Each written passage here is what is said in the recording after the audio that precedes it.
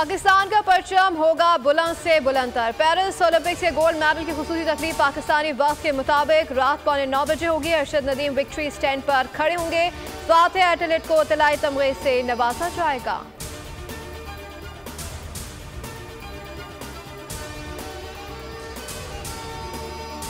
कौमी असम्बली के ऐवान का अरशद नदीम को जबरदस्त खराज तहसीन करारदाद मंजूर। करारदाद में कहा गया कि ऐवान अरशद नदीम के कारनामे पर उन्हें सलाम पेश करता है। अरशद नदीम को आला तरीन सिविल एजाज दिया जाए।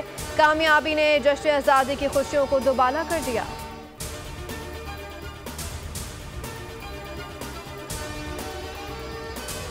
हुकूमत और जमात इस्लामी में तहरीरी मुआहिदा हो गया। हाफिज ज़ैनुर रहमान कहते हैं कि मुआहिदों में 5 शिकों पर दस्तखत किए गए।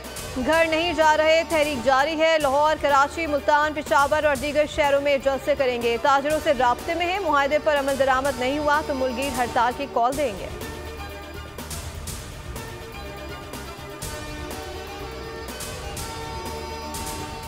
Army chief general Asim Munir से मस्जिद नबवी के इमाम डॉक्टर सलाह बिन मोहम्मद अल बदीर की मुलाकात। आर्मी चीफ ने कहा कि मस्जिद नबवी के इमाम का दौरा पाकिस्तान के अवाम के लिए बाइस फ़ख्र है।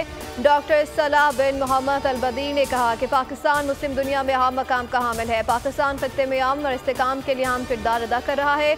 इमाम मस्जिद नबवी डॉक्टर सलाह बिन मोहम्मद ने फैसल मस्जिद इस्लामाबाद में नमाज जुम्मा की इमामत की।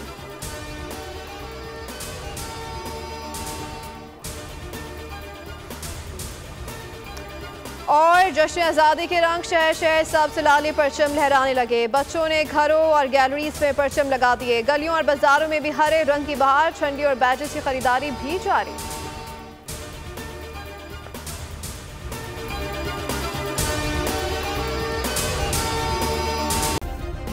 सब्सक्राइब करें और बेल दबाएं ताकि कोई खबर रह न जाए।